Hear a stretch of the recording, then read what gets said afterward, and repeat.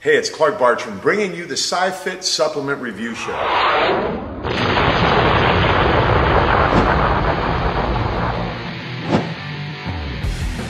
Now let me tell you what we're going to be doing on the SciFit Supplement Review Show. We're going to be reviewing SciFit supplements, yes. So what I'm going to do is bring you Mr. Jim Versilati. There are over 600 items in his supplement lineup. What we're going to attempt to do is to educate you on what these products will do for you.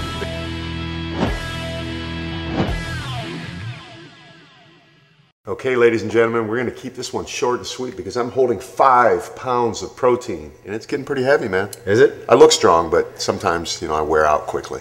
It is late, Clark. It is late. It's actually early. It's, what, like 1 in the morning now? Probably, yeah. Yeah, I mean, we're at this because you know what?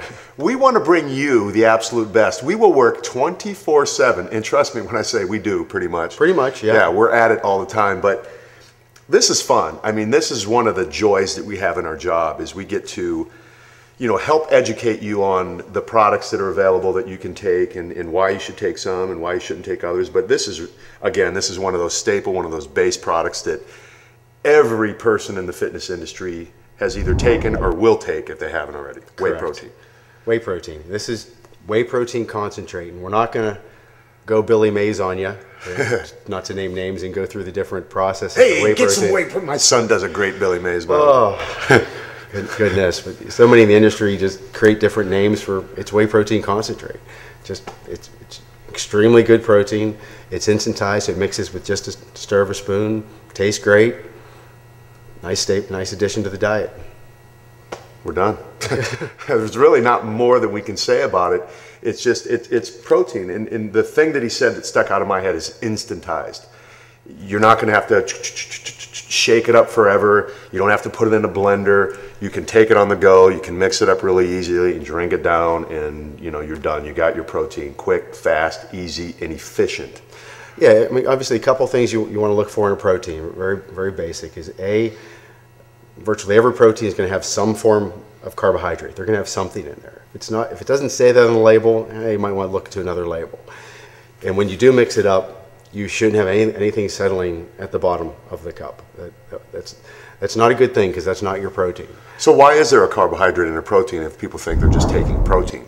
Well, you're naturally going to have a carbohydrate in any sort of basic whey, because of course whey does originate from milk, which does have some carbs. But also for flavoring instances as well, you're depending on the type of flavoring you use, you're going to have a little bit in the way of a carbohydrate. So what if a label says 0 carbs on it? It's not believable. And I mean, unless you're eating a slab of beef, it's just not going to happen. Really? And why do they do that? I mean, just for marketing purposes? Unfortunately, yes. And once again, we're not here to bash the industry. People do what they do. You just have to be smart. When you read a label, the amount of grams should add up. Protein formulas do have carbohydrates, which is not a bad thing.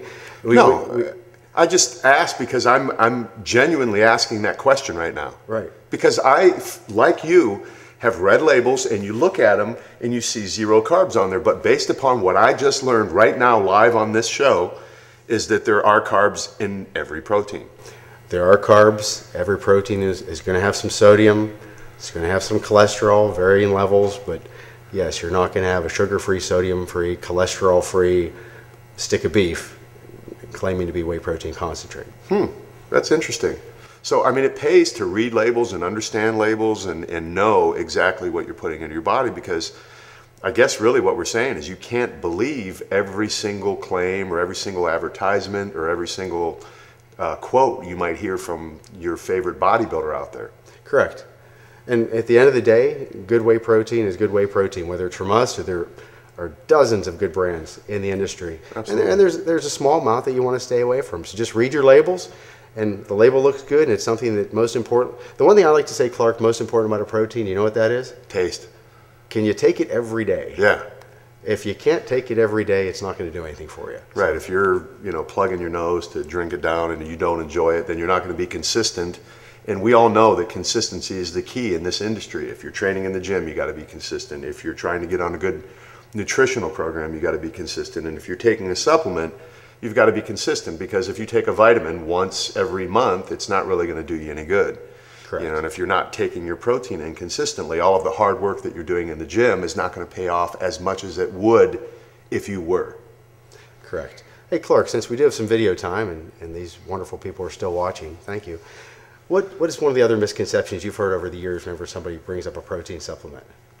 I've heard, I don't know now based upon what you said what the misconceptions are, because like I said before, I believe a lot of what I hear. I take things at face value. One of the big things that we touched on already is how much protein to take.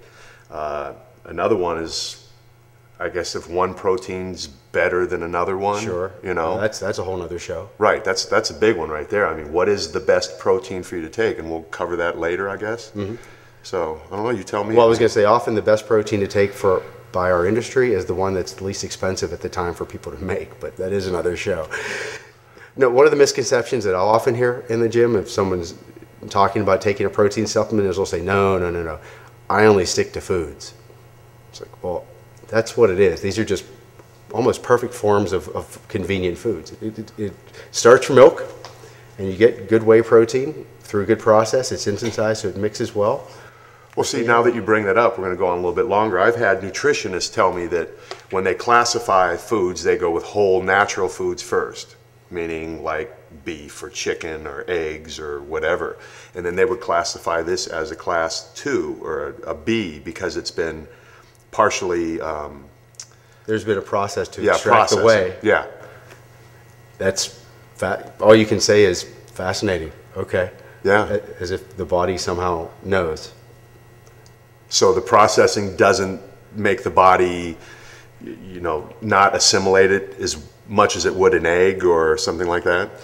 No. At the same time, that goes to, do I want to get, a vitamin where I have, my RDA and then some of all the essential vitamins and minerals, or do I want to go to the grocery store and try to buy enough of every single item to get what I need? Well, thankfully, science has come along to allow me to take a capsule or two, and I cover everything I need in that regard. Same thing with this. There are some things where progress is very good, and whey protein really wasn't overly available until the mid-'80s. Not to get into a history lesson, but mid-'80s, and in turn, through the refinements and whatnot, you have this, which we just take for granted. It's unbelievably convenient, just a great form of protein. The price is still very modest. You can't say enough about it. Oh, yeah, the big thing before protein was beef liver tabs.